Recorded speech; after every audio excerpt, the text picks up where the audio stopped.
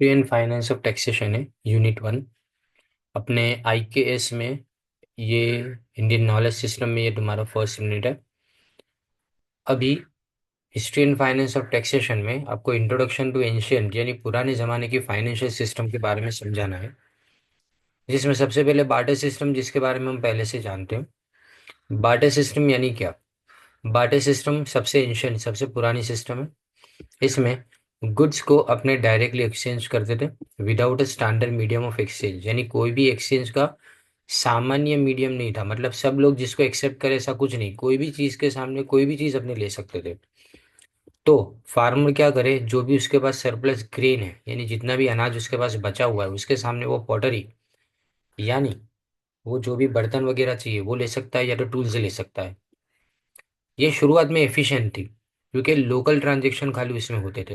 पर उसकी लिमिटेशंस थी। सबसे पहली limitation, lake of standard value. कोई भी एक स्टैंडर्ड वैल्यू नहीं थी, यानी मतलब सबके लिए अलग अलग आपको ट्रांजेक्शन देखना पड़े। जैसे मैं गेहूं लेके जाऊं, मुझे चावल लेना हो तो गेहूं के सामने चावल, दूध लेना हो तो गेहूं के सामने दूध। ऐसा कोई कॉमन मीडियम नहीं था जैसे आज रुपया है। तो मैचिंग नीड्स नहीं थी, जिसको अपने क्या बोलते हैं, डबल कोइंसिडेंस ऑफ वांट्स। मुझे गेहूं चाहिए, सामने वाले को चावल चाहिए, राइट। अब दोनों की जरूरत मिले ही ऐसा जरूरी नहीं होता था, इसलिए यहाँ पे प्रॉब्लम्स क्रिएट होती थी। अब इसके बाद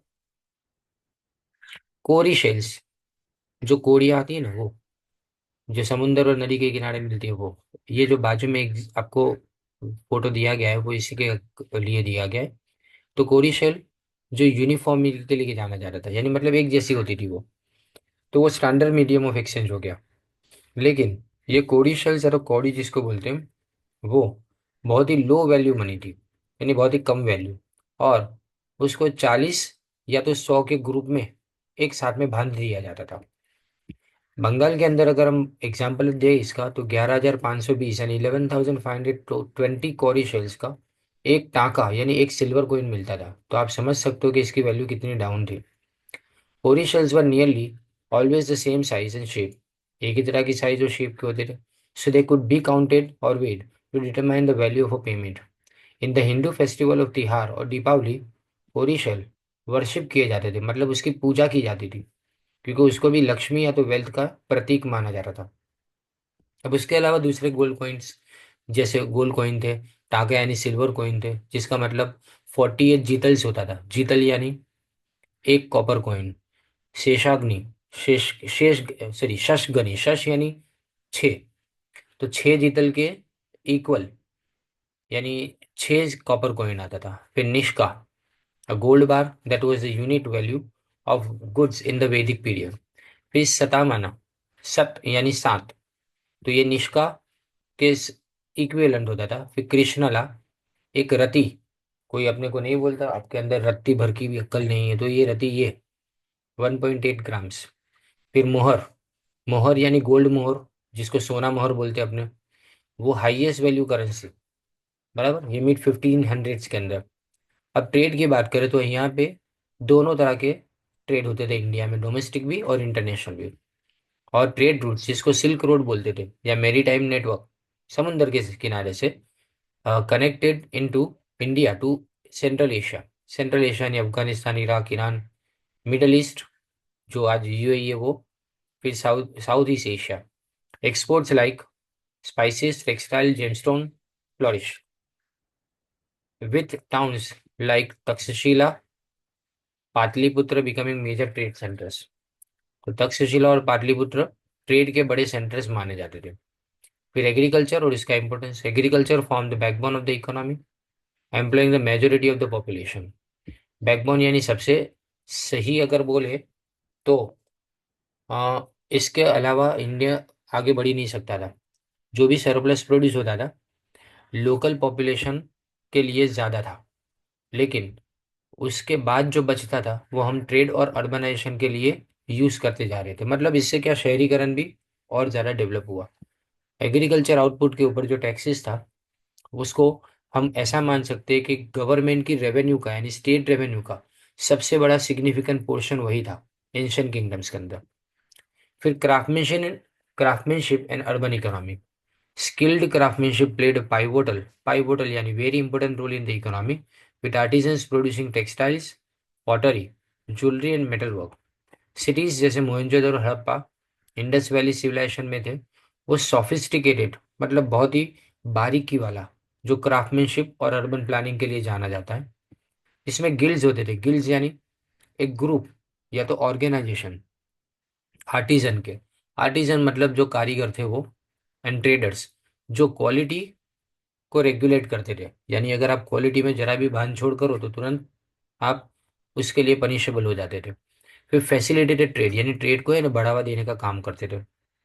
ये जो सिस्टम थी reflect the adaptability and sophistication of ancient Indian society in managing economic exchanges and wealth distribution, setting the stage for more complex financial mechanism in later period।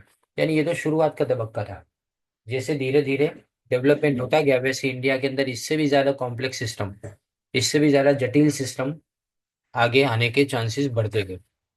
अब फाइनेंशियल इंस्टीट्यूशन इन ancient India, तो पुराने जमाने में किस तरह से banking वगैरह था। तो देखो इसमें टेम्पल ट्रेजरी जो खजाने रखने का काम है वो मंदिरज करते थे। कारण मंदिर को ट्रस्ट का प्रतीक माना जाता था, मतलब भरोसे का प्रतीक माना जाता था। Temple served as repositories, depository नहीं रिपोजिटरी, आपने कमाया आपने उसमें वापस डिपॉजिट किया, राइट। प्रीशियस मेटल्स यानी गोल्ड, सिल्वर, फिर कॉइन और अदर वैल्यूएबल, ये लोन भी देते थे लोगों को, लोगों के पास से डिपॉजिट भी एक्सेप्ट करते थे और लोगों के फाइनेंशियल ट्रांजेक्शन्स को मैनेज भी करते थे। ये एंशंट इंडिया का सबसे इम्पोर्टेंट रोल प्ले करने वाला हिस्सा था in providing loans to various sections of society. अब इसका फंक्शन क्या था। तो temples in ancient times served as multifaceted institution. Multifaceted मतलब सिर्फ पूजा प्रार्थना करने का इनका काम नहीं था, उससे काफी ज्यादा दूसरे भी काम थे, यानी एक से ज्यादा अलग अलग जगह पे काम करना, उसको मल्टीफेसेटेड इंस्टीट्यूशंस बोलते हैं। नोटेबली वो सेफ डिपॉजिटरीज की तरह से काम करते थे क्योंकि इसको सिक्योर प्लेस माना जाता था। चोर भी दो बार सोचेगा कि भगवान के घर में कहाँ चोरी करे, इसीलिए स्टोरेज ऑफ वेल्थ के लिए उसको सिक्योर प्लेस माना जा रहा था। एडिशनली टेम्पल्स लैंडिंग एक्टिविटीज यानी लोन देने का काम करते थे मर्चेंट और रूलर्स को, और इसी को अपने अर्ली बैंकिंग बोलते हैं इंडिया में। They also facilitated trade finance by offering loans to merchants and traders.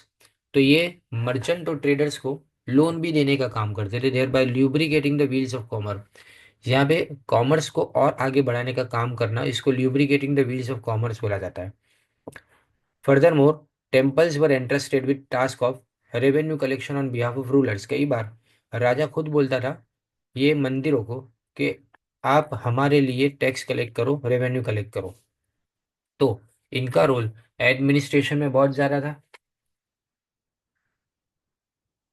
Administration में बहुत ज़्यादा था और रेवेन्यू कलेक्शन में बहुत ज़्यादा था, राइट। और physical aspect of governance, physical aspect का मतलब जो भी इनकम एक्सपेंडिचर है उसके लिए। Overall temples played a vital role, यानी टेम्पल का रोल बहुत ज़्यादा इंपॉर्टेंट था इसके अंदर, और इसी के लिए हम इसके अंदर मान सकते हैं कि टेम्पल्स उस जमाने में सबसे बड़ा काम करते थे।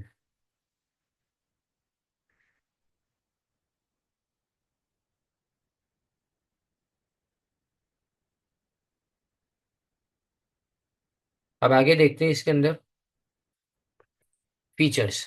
टेम्पल्स अलग होते थे, यानी उसको सेक्रेड या तो होली एंड ट्रस्टवर्दी माना जाता था, यानी पवित्र और ट्रस्टवर्दी यानी भरोसेमंद। फोस्टरिंग कॉन्फिडेंस, लोगों के बीच में कॉन्फिडेंस को डेवलप करना। अमंग द पॉपुलस, पॉपुलस यानी लोग। एक नोटेबल एस्पेक्ट ये था कि ये इंटरेस्ट फ्री लोन या तो लो रेट के ऊपर इंटरेस्ट देते थे, तो इसका मतलब क्रेडिट उस जमाने में भी अवेलेबल थी, वो भी एक्सेसिबल यानी आसानी से मिल जाए वैसी, और अफोर्डेबल यानी सस्ते में मिल जाए वैसी। The security of temple treasuries was ensured by their secret nature, protecting deposits and assets. Traditionally liquidity, financial जरूरतों को पूरा करने के लिए जो कैश चाहिए उसको लिक्विडिटी बोलते हैं अपने, वो भी बहुत जरूरी, प्रूडेंट यानी बहुत जरूरी थी फाइनेंशियल मैनेजमेंट में। अब टेम्पल ट्रेजरीज के टाइप ये नहीं लिखना है आपको, आपको सिर्फ यहाँ से स्टार्ट करना है एग्जाम्पल से। तिरुमाला तिरुपति देवस्थानम्स, आंध्र प्रदेश के अंदर, उसका काम क्या था, मैनेज वास्ट ट्रेजर्स, बहुत खजाना है उसके पास आज भी है और उसको यूज भी अच्छी तरह से करते हैं वो लोग। और वो लोन भी प्रोवाइड करते हैं। फिर जगन्नाथ टेम्पल, कलेक्टेड रेवेन्यू, वो रेवेन्यू कलेक्ट करते थे और मर्चेंट को लोन उसके अंदर से प्रोवाइड करते थे। और सोमनाथ टेम्पल, सोमनाथ टेम्पल गुजरात में, वो डोनेशन रिसीव करते थे और ट्रस्ट मैनेज करते थे।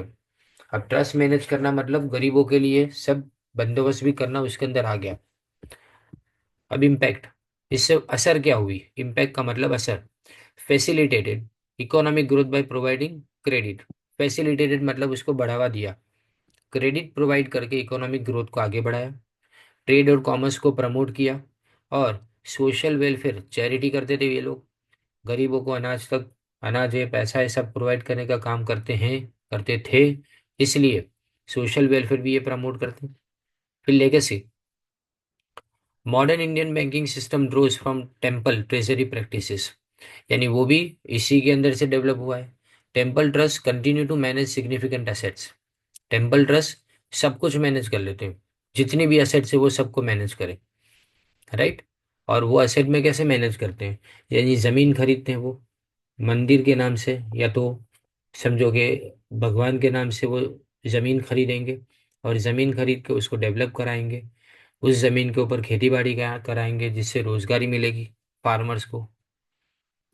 अब eligibility criteria for receiving loan, अगर कोई लोन लेना चाहता है तो उसकी सोशल स्टेटस देखा जाता है, मतलब उसका सोसाइटी में क्या रुतबा है वो देखा जाएगा पहले। फिर उसकी कास्ट, ज़्यादातर केसेस में ब्राह्मण को तुरंत लोन मिल जाती थी। फिर ऑक्यूपेशन, अगर आप मर्चेंट व्यापारी हो, फार्मर्स हो, तो आपको लोन जल्दी मिल जाएगी। क्रेडिट वर्दिनेस, मतलब लोन चुकाने की आपकी ताकत कितनी है, अगर लोन चुकाने की ताकत ज़्यादा होगी तो लोन जल्दी मिलेगी, लेकिन उसको असेस कौन करेगा, तो टेम्पल खुद, मंदिर खुद करेंगे। अब इसमें लोन की टर्म्स क्या होती थी, मतलब शर्तें क्या होती थी। एक तो repayment period, with in specified period आपको रिटर्न करना ही है, और वो कुछ महीने से लेके कुछ साल तक का हो सकता है। इंटरेस्ट रेट की बात करें तो इंटरेस्ट रेट जो मनी लेंडर्स चार्ज करते थे उससे काफ़ी कम होता था, यानी जो शाहूकार लोग चार्ज करते थे उससे काफ़ी कम होता था।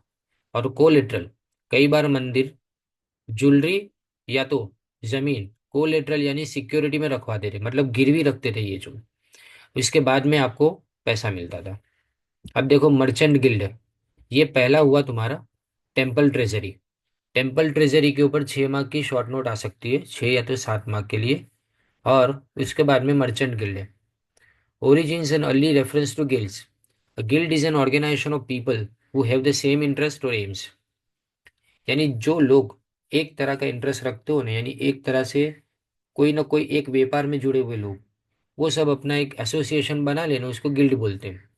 यानी स्किल्ड वर्कर्स जो सेम ट्रेड में हो या फिर सेम क्राफ्ट या तो इंडस्ट्री में हो, उसको श्रेणी, उगा, गण, वर्त, इस तरह से बोला जाता है वैदिक पीरियड से। उपनिषद में भी इसके बारे में लिखा हुआ है। तो ये बेर टेस्टिमनी, टेस्टिमनी यानी प्रूफ है कि इस तरह के गिल्ड्स उस जमाने में यानी 600 BC बिफोर क्राइस्ट के अंदर भी थे। By the time of Buddhist scriptures guild existed in every important town, सब जगह पे ये थे और याद रखो ज्यादातर ये गिल्ड्स है ना बुद्धिस्ट टाउन्स के अंदर ज्यादा देखने को मिले, क्योंकि वहां से डेवलपमेंट इसका ज्यादा हुआ। गौतम शास्त्र और जातक, गौतम धर्मशास्त्र और जातक, जातक कथाएं, भगवान बुद्ध की कथाएं, उसके अंदर भी ये बताया गया है। Have several details of guilds of traders, cultivators, headsman, money lenders and artisans.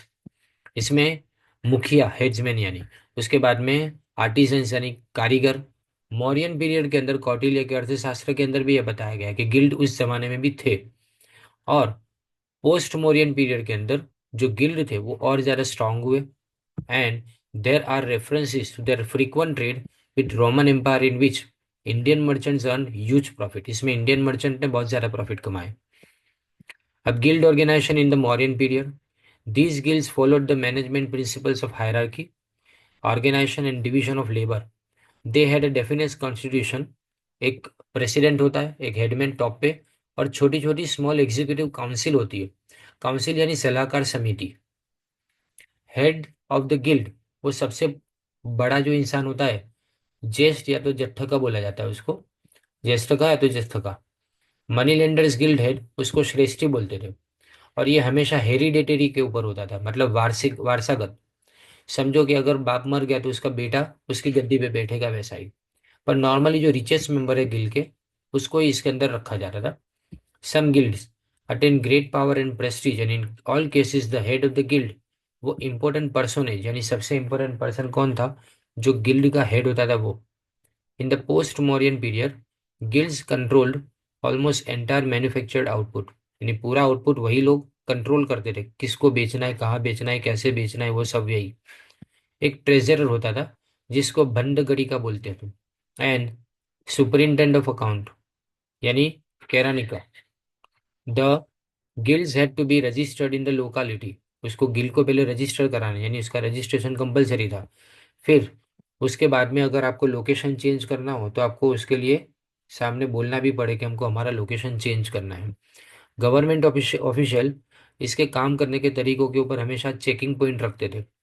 State guild के ऊपर से सिटीज में खास करके टैक्स कलेक्ट करता था, लेकिन गांव के अंदर इसको एग्जेम्प्ट किया गया था, यानी माफ कर दिया था। तो गांव के गिल्ड्स को कोई टैक्स नहीं देना पड़ता था।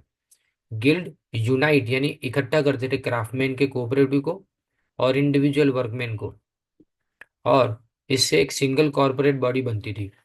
जैसे मॉडर्न कॉरपोरेशंस गिल्ड्स है, वैसे he had their own insignia, insignia यानी सिंबल, बैनर और सील होते हैं, वैसे उस जमाने में भी ये सील होते थे। The most effective method of self advertisement ये था कि हमारे गिल्ड की एडवर्टाइजमेंट हमको करनी है, तो हम क्या करेंगे। नॉर्मली ये लोग क्या करते थे कि बड़े बड़े त्योहारों के अंदर या रिलीजियस, जब यानी धार्मिक कोई भी चीज़ हो ना, तो उस वक्त बड़ा दान देते थे। और दान देने के बाद अपना नाम उसके अंदर बुलवा देते, मतलब इसका मतलब ये हुआ कि लोगों को पता चले कि ऐसा गिल्ड भी है। स्मिथ परफ्यूमर्स यानी खुशबू बनाने वाले, वेवर्स कपड़ा बनाने वाले, स्मिथ यानी लोहार, गोल्ड स्मिथ यानी सुनार, सोनी, और लेदर वर्कर यानी मोची, वो केव्स पिलर्स टैबलेट्स सिस्टर्न्स और जो भी वो बनाते थे वो इनको डोनेट करते थे।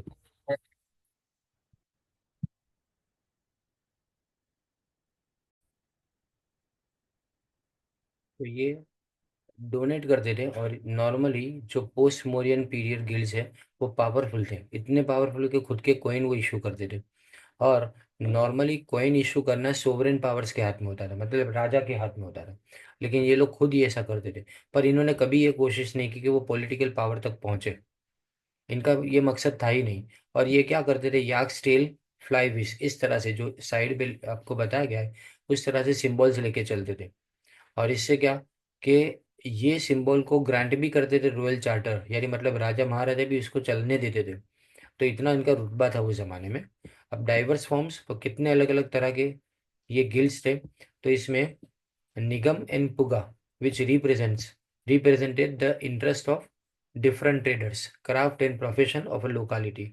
फिर सार्थ टाइप ऑफ गिल्ड्स वो मोबाइल कॉरपोरेशन थे, जो कैरवन ट्रेड यानी एक जगह से दूसरी जगह बंजारे की तरह घूमने वाले लोगों के लिए थे।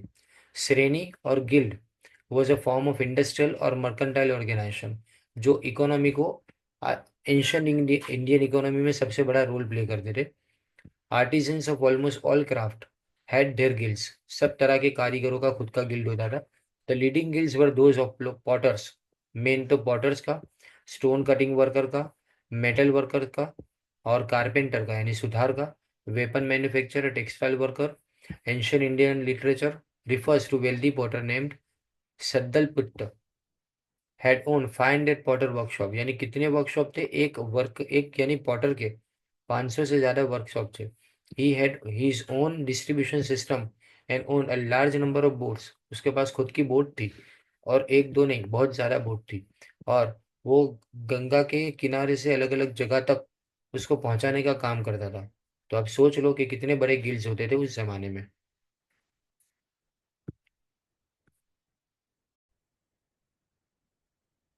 ये फंक्शंस देखो तो guilds remain almost autonomous, autonomous यानी स्वतंत्र, उसको किसी उसके ऊपर किसी का कंट्रोल नहीं था। गवर्नमेंट के लॉज को रिस्पेक्ट करते थे। These laws were generally drafted by larger body. ये जो कॉरपोरेशन ऑफ गिल्ड्स है वो क्या करे, वो एक सबसे बड़ी बॉडी है, यानी मतलब सबसे बड़ा ऑर्गेनाइजेशन। उसके नीचे ये छोटे छोटे गिल्ड्स होते थे।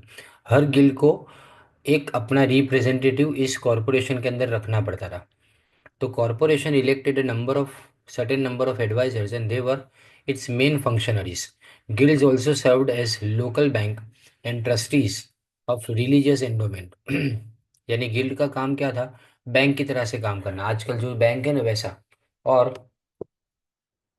ये ट्रस्टी ऑफ रिलीजियस एंडोमेंट, यानी मतलब जो भी धार्मिक क्रियाक्रम होते थे उसके अंदर ये लोग पार्टिसिपेट करते थे और अपना पैसा इसमें देते थे।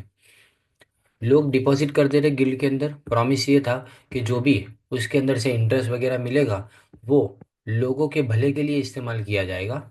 और जब तक सन और मून रहेगा, यानी मतलब जब जब तक चांद और सूरज रहेगा तब तक ये लोग जो भी पैसा इनका उनका उनके पास जमा रखा है उसका अच्छी तरह से इस्तेमाल करेंगे। गिल्ड वर्क के लिए रूल्स फिक्स करता था, क्वालिटी, प्राइस और फिनिश गुड्स का डिस्ट्रीब्यूशन कैसे करना है वो सब फिक्स करता था। जो गुड्स मैन्युफैक्चर किए जाते थे उसको मैन्युफैक्चर की जगह पे स्टैम्प किया जाता था, मतलब सिक्के लगाए जाते थे उसके ऊपर। और वो स्टैम्प इंपोर्टेड गुड्स को टोल गेट यानी जहाँ से टैक्स भरना होता था उस दरवाजे के ऊपर स्टैम्प किया जाता था। कोई भी अगर फ्रॉड करे वेट करने में यानी वजन करने में या तो मेजरमेंट करने में तो उसको सीवियरली पनिश किया जाता था। और प्रॉफिट जितना नक्की किया उससे ज़्यादा अगर प्रॉफिट चार्ज करे तो उसको पनिशेबल ऑफेंस यानी गुनाह माना जाता था। यहाँ पे business community of this period had a highly developed sense of business administration. अब पैसेज इन दिघा निकाया स्टेट्स पर ये लिखना नहीं है अपने को, ये कोई काम का नहीं है। Guilds guaranteed the conduct of its member. Guild इस बात का यानी मतलब गारंटी इस बात की दे रहा था कि हमारे मेंबर अच्छी तरह से काम करेंगे। कई बार अगर कोई किसी को नुकसान पहुंचाए यानी हर्ट करे तो उसको इन्हें मौत की सजा सुनाते थे। और अगर कोई चोरी करे तो इसको हेविली फाइन किया जाता था, यानी मतलब बहुत ज़्यादा उसके ऊपर दंड भरने का बोला जाता था। There was equally strict rule against deception by artisan. अगर आर्टिजन यानी कारीगर कोई तरह की छेतरपिंडी करे, मतलब कोई तरह से चीटिंग करे, तो उस वक्त भी अनलॉफुल प्रैक्टिसेस के लिए उसको पनिश किया जाता था। उसको एक्सपेल भी कर दिया जाता था, मतलब वहां से निकाल दिया जाए, गिल्ड की मेंबरशिप उसकी खत्म कर दी जाए। Guild had the force of law for its member and this law और code of conduct was known as श्रेणी धर्म। उसको श्रेणी धर्म बोलते थे। कोड ऑफ कंडक्ट यानी रूल बुक होती थी, नियमावली जिसको बोलते थे, उसके अंदर सारे नियम लिखे जाते थे, उसको ही ये लोग श्रेणी धर्म बोलते थे। अब इसकी इकोनॉमिक इम्पैक्ट क्या होती थी? तो पहली बात गिल्ड का पावर इकोनॉमी का नहीं था लेकिन सोसाइटी पे भी था, उसकी जिंदगी पे भी, मेंबर्स की। It acted as the guardian of their widows, यानी उनकी जो विधवा है, उनके जो अनाथ बच्चे हैं या अगर बीमार हो जाते हैं वो खुद, तो उनके लिए इंश्योरेंस प्रोवाइड करने का काम भी गिल्ड का होता था। They acted as the centres of technical education, यानी आपको माइनिंग सीखनी हो, मेटलर्जी यानी मेटल का नॉलेज, धातु का नॉलेज सीखना हो, वीविंग वनाट काम, डाइंग यानी कलर करना सीखना हो कपड़े के ऊपर, या कारपेंट्री, वो सब ये लोग करते थे। यानी सिखाने का काम भी और इसको इम्प्रूव करने का काम भी ये लोग करते थे। अब इनका रेगुलेशन कैसा था? सेल्फ रेगुलेशन और ऑटोनॉमी यानी स्वतंत्रता। कोई किसी को यानी गवर्नमेंट की तरफ से कोई दखल अंदाजी इसके अंदर नहीं होती थी। Corporate type spirit of the guild have recognition and self-respect to merchant and craftsmen, which they have would not have found otherwise found. Gradually, guilds develop into the most important industrial bodies in their areas. Historians are of the view that, on the whole, they were remarkable institutions of ancient India. Establishment of guild, यहाँ से लिखना है आपको, ये ऊपर वाला मत लिखना। Establishment of guilds resulted in growth of industry. Membership of a guild provide a status and security to artisan, यानी अगर आप आर्टिजन अगर कोई भी गिल्ड का मेंबर बनता है तो उसका रुतबा बढ़ जाता है समाज में, उसको सिक्योरिटी फील होती है कि मेरे साथ कोई गलत नहीं करेगा। गिल्ड हेड्स, श्रेष्ठीज, और emerge as a class of highly respectable people जो कंट्रोल करते थे फाइन ट्रेड को, और ट्रेड को फाइनेंस भी यानी उसको पैसा भी देने का काम करते हैं, वो भी इंडिविजुअल या तो पार्टनरशिप बेसिस के ऊपर। ये शेस्ट्रीज while working as a joint stock company contributed money and commodities to business, वो पैसा भी देते थे और कमोडिटीज भी बिजनेस को देते थे। अब कमोडिटीज यानी चीजें देते थे। Growth of guilds led to expansion of town, town का डेवलपमेंट हुआ। जो मेंबर्स थे गिल्ड के वो साथ में रहते थे, साथ में काम करते थे, और वो एक सेक्शन में रहते थे, एक इलाके में रहते थे क्लाउन के, और उनके टाउन के, और उनके बीच में क्लोज निट रिलेशनशिप थी। यानी बहुत अच्छी तरह से घुल मिल गए थे वो एक दूसरे के साथ में। तो वो एक सबकास्ट की तरह से थे, यानी मतलब एक जाति बन गई थी उसकी एक तरह से। In most cases sons followed the same profession as the father, so the hereditary principle was adhered to. The guilds had a good supply of artisans. The children of a caste और sub caste followed the same trade.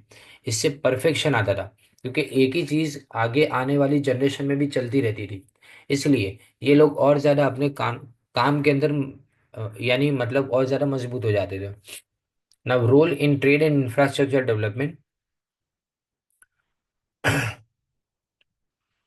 The growing trade of the ages led to the rise of the strong mercantile. The statecraft created infrastructure to facilitate growth of business. New trade routes were open for domestic and foreign business. The main trade routes were along the Ganges River, Ganges यानी गंगा नदी के किनारे, from Rajgiri as far as Kausambi यानी near Allahabad, and then via Ujjain to Bharuch. The chief port of over for overseas trade with the west, यानी भरूच जो था ना, वो सबसे बड़ा उस जमाने में ट्रेड का हब माना जाता था, क्योंकि वहां से सारे वेस्टर्न कंट्रीज की तरफ जाने वाले जितने भी कारोबार थे वो वहीं से होते थे। और ये गेंजीस वैली और across the Punjab to the Takshashila. Takshashila कहाँ पे है? मेरे ख्याल से अभी है ना, अफगानिस्तान के अंदर इसको माना जाता है। The outlet for the overland western trade. Eastward the trade went through the Ganges delta और to the coast of northern Burma and south along the east coast of Asia. यानी एक छोर से दूसरे छोर तक समझ लो कि अफगानिस्तान से बर्मा तक कारोबार फैला था, और नॉर्थ में गंगा नदी के किनारे से लेके भरूच तक कारोबार, साउथ नॉर्थ से लेके यहाँ पे साउथ में यानी वेस्टर्न घाट में भरूच के किनारे पे वो ये फैला हुआ था। अब management practices in ancient guild. Management कैसे किया जाता था। फिर उसके बाद में ना फाइनेंशियल इनोवेशन ड्यूरिंग गुप्त एम्पायर, गुप्ता एम्पायर आता है, चंद्रगुप्त मौर्य के टाइम पे। ये मौर्य डायनेस्टी, सॉरी, चंद्रगुप्त अलग है और ये गुप्ता डायनेस्टी अलग है। समुद्रगुप्त और ये सब आएंगे उसमें, देखो आगे। Management practices in ancient guilds. In this way these guilds were responsible for organizing trades and craftsmen. Principle of management, which we generally attribute to the Western management thinkers, were already practices in ancient Indian guilds. यानी जो अपने आज के ज़माने में ऐसा मानते हैं कि यूरोप में डेवलप हुआ, वो ऑलरेडी यहाँ पे डेवलप हो चुका था। Guilds work on the concept of hierarchy. Hierarchy यानी ऊपर से अलग अलग लेवल नीचे तक आते हैं।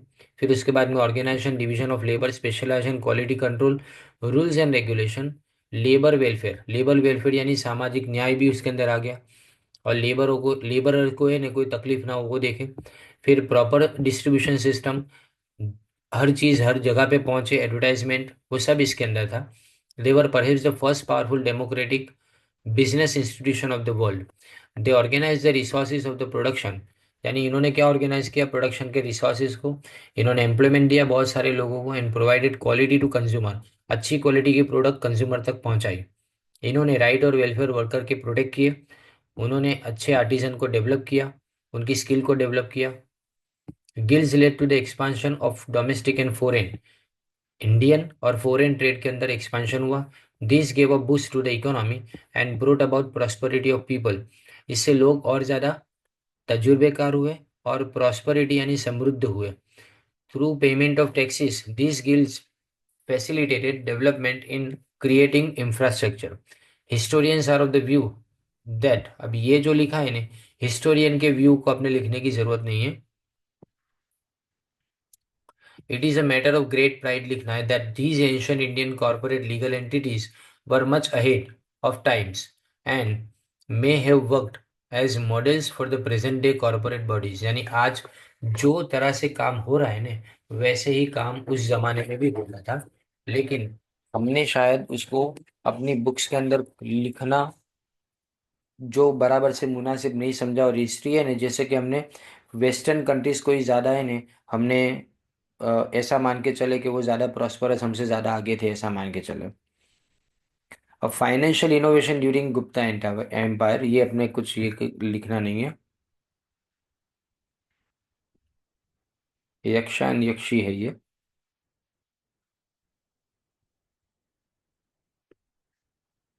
आरबीआई के दरवाजे पे है, इसके मेन ऑफिस के। The Gupta dynasty ruled parts of India, fourth to late six century लिखा है। अब फाइनेंशियल इनोवेशन है तो ये सब तो अपने लिखना नहीं है। अपने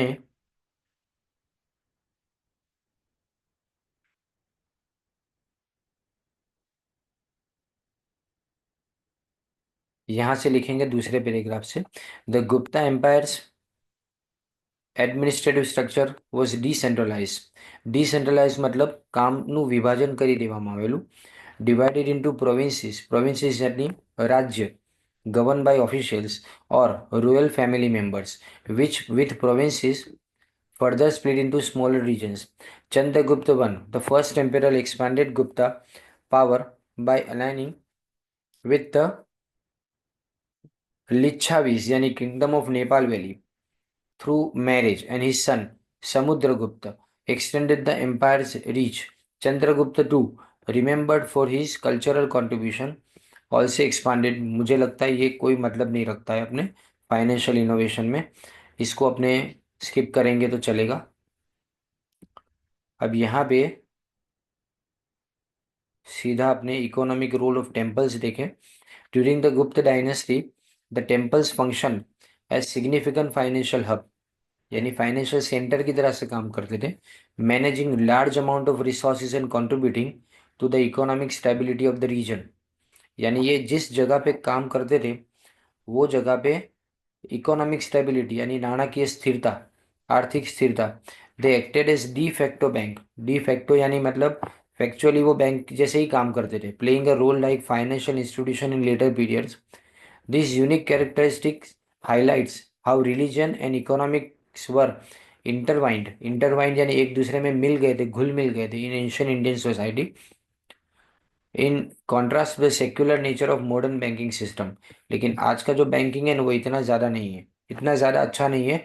वो खाली इकोनॉमिक बात को समझता है, रिलीजन को नहीं समझता। लेकिन आज उस जमाने में रिलीजन और इकोनॉमिक्स दोनों साथ में थे। अब इसमें स्टैंडर्डाइज कोइनेज सिस्टम, कोइन एक जैसे, गोल्ड सिल्वर कॉपर और लेड, ये चार तरह के कोइंस होते थे। ये कोइंस यूनिफॉर्म यानी एक जैसे थे, और इसमें गुप्त रूलर्स, जो गुप्ता रूलर्स थे उनकी इमेज उसके अंदर होती थी। रिलीजियस सिंबल्स कई बार होते थे, और डाइटीज यानी देवी देवता के सिंबल होते थे, which helped standardise currency and facilitate trade. Gupta gold coins known as dinaras and silver coin called rupakas were widely recognized for their purity and quality, aiding the trade both within and beyond the empire's borders. The establishment of a consistent, reliable coinage system, यानी ये नहीं सिर्फ India में काम करने के लिए नहीं, इंडिया में ट्रेड करने के लिए नहीं यूज होता था, लेकिन इंडिया के बाहर भी इतना ही पॉपुलर था। तो ये कोइनेज सिस्टम बार्टर सिस्टम के ऊपर का रिलायंस यानी भरोसा धीमे धीमे कम हो रहा था, और इसकी जगह पे ये कोइनेज सिस्टम आ रही थी। अब प्रॉमिसरी नोट, तो प्रॉमिसरी नोट में गुप्त पीरियड के अंदर हुंडी होती थी। हुंडी यानी जैसे आज अपने बिल ऑफ एक्सचेंज बोलते हैं वैसा ही। ये अर्ली प्रॉमिसरी नोट है जिसमें अपने आसानी से फंड को ट्रांसफर कर सकते थे, particularly for merchants engage in long distance trade. दूर दूर के देशों में जो व्यापार करते थे वो, the use of hundis reduce the need to carry large amount of physical currency. लोग करेंसी लेके नहीं जाते थे एक जगह से दूसरी जगह पे, हुंडी लेके जाते थे। मेकिंग ट्रेड सेफर और मोर कन्वीनियंट, इससे सेफ होता था और आसानी भी रहती थी। The sources highlighted that these financial innovations along with the roles of guilds यानी श्रेणी and financial intermediaries यानी Shroff demonstrate the sophistication of the economic system present in the गुप्त एम्पायर। गुप्त एम्पायर में इतना ज़्यादा अच्छी तरह से ये सब किया जा रहा था, यानी हुंडी से व्यवहार ऐसे चलाया जाता था कि जिससे आज के ज़माने को भी एक जैसे कि सबक मिलता है। अक्षय पात्र, these were described as indestructible promissory notes issued by wealthy merchant. ये पैसे वाले लोग हैं ना, इंडिस्ट्रक्टिबल यानी इसको नाश खत्म नहीं किया जा सकता। इंडिस्ट्रक्टिबल यानी, while the sources don't explain how they were made indestructible. मतलब इससे पता नहीं चलता, अभी कोई भी बुक के अंदर लिखा नहीं है कि इसको इंडिस्ट्रक्टिबल ये लोग कैसे बनाते थे, पर इससे कम से कम ये पता चलता है ये फाइनेंशियल इंस्ट्रूमेंट जो है वो सिक्योर और reliable forms of credit create करता है।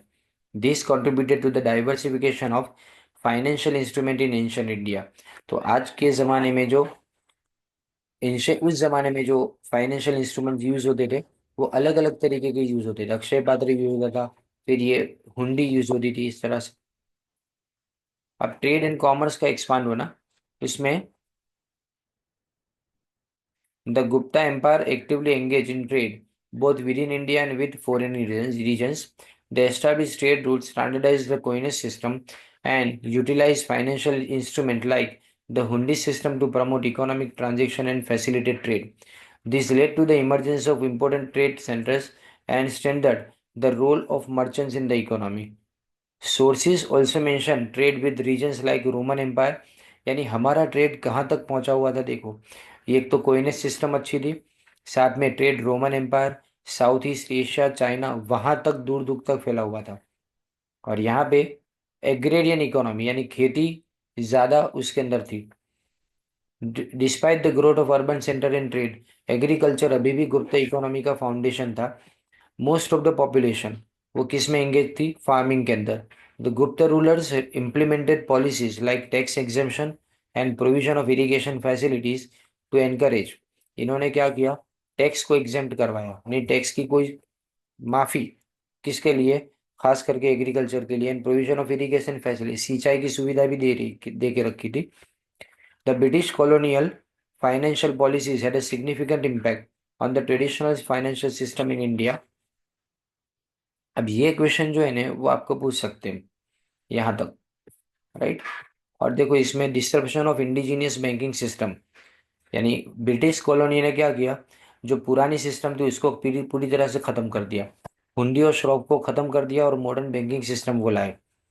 फॉरेन फाइनेंशियल इंस्टीट्यूशन यहाँ पे इम्पोज किया गया, जैसे इंपीरियल बैंक आई जो बाद में रिजर्व बैंक बनी, ये हमारे ऊपर थोपा गया।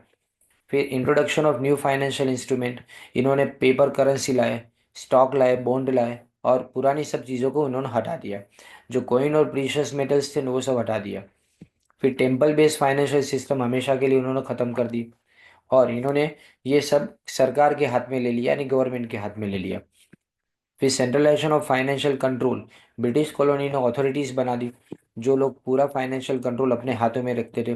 तो जो पहले फाइनेंशियल ऑटोनॉमी यानी स्वतंत्रता थी और डिसीजन मेकिंग अपने लेवल पे खुद कर लेते थे, वो सब अब डिक्लाइन यानी खत्म हो गया। एक्सप्लोटेशन ऑफ इंडियन रिसोर्सेज, इन्होंने वेल्थ को रिसोर्सेज में वेल्थ को, हमारे लेबर को, हमारे मार्केट्स को पूरी तरह से ख़त्म कर दिया, एक्सप्लोइट कर दिया। और उन्होंने वॉर के अंदर ज़्यादातर फाइनेंस लगाए। Disruption of traditional trade in commerce, हमारे जो पुराने ज़माने के ट्रेड अच्छे थे वो सबको ख़त्म कर दिया इन्होंने। और हमारी इंडस्ट्रीज़ जो यहाँ की थी वो इंडस्ट्रीज़ हमेशा के लिए ख़त्म हो गई, जिसको अपने इंडिजीनियस इंडस्ट्रीज़ बोलते हैं, यानी हमारी जेन्युइन इंडस्ट्रीज़ वो ख़त्म हो गई। और फॉरेन इंपोर्ट्स के अंदर है ना, बाहर से सब चीज़ों को लाना पड़ना हमारे लिए मजबूरी हो गई। फिर पेपर करेंसी एक्ट 1861 के अंदर आया। इन्होंने क्या किया कि ट्रेडिशनल फाइनेंशियल इंस्ट्रूमेंट जैसे कॉइन और प्रीशियस मेटल के थे वो हमेशा के लिए ख़त्म कर दिए, क्योंकि पेपर करेंसी एक्ट आया। फिर इंडियन कोइनेज एक्ट 1906, इन्होंने नई कोइनेज सिस्टम लाई जिसके अंदर ब्रिटिश जो महारानी थी उसका सिंबल होता था। Reserve bank of India act 1934 के अंदर reserve bank of India I जिन्होंने पूरा फाइनेंशियल कंट्रोल अपने हाथों में ले लिया। फिर बैंकिंग कंपनीज एक्ट आया 1949 के अंदर, ये इंडिपेंडेंट इंडिया के अंदर आया। लेकिन उसके बावजूद भी हमारी बैंकिंग सिस्टम पूरी तरह से पुरानी जो थी वो खत्म हो गई, और ब्रिटिश कॉलोनियल फाइनेंशियल पॉलिसी उसी को इंडियन नई गवर्नमेंट ने भी आगे बढ़ाना शुरू किया। अब यहाँ तक अपने याद करें तो भी हो जाएगा। और प्री इंडिपेंडेंस वाला जो है ना फाइनेंशियल डेवलपमेंट, ये अगर आप देखो नेशनलिस्ट मूवमेंट और ये सब बहुत ज़्यादा है ना डेट वाली चीज़ें हैं, तो ये याद करना मुश्किल होगा। तो मेरे लिए ये पूरे में इम्पोर्टेंट जो है ना वो गिल्ड वाला जो क्वेश्चन है वो इम्पोर्टेंट मेरे लिए लग रहा है। और बाकी सब चीज़ें अगर अपने ऑप्शन में छोड़ दे तो भी इसके अंदर से फर्स्ट यूनिट में से चल जाएगा, मुझे ऐसा लग रहा है। तो एक बार वापस इसको अपने देख लेते हैं कौन कौन से क्वेश्चन इसमें से बनते हैं। तो इसमें आप देखो, सबसे पहले तो ये शुरुआत के अंदर टेम्पल ट्रेजरी जो है वो एक शॉर्ट नोट के अंदर आ सकता है। उसके बाद में दूसरा मर्चेंट गिल्ड है, वो शॉर्ट नोट में। ये दो क्वेश्चन करो तुम, तो बाकी सब तुम्हारा ये गुप्त डायनेस्टी वाला जो है ना वो सब यहाँ से ऑप्शन में निकल जाए। यानी आपको एट द मोस्ट 6 पेज यानी हाफ 50% कोर्स करना पड़े इसके अंदर से।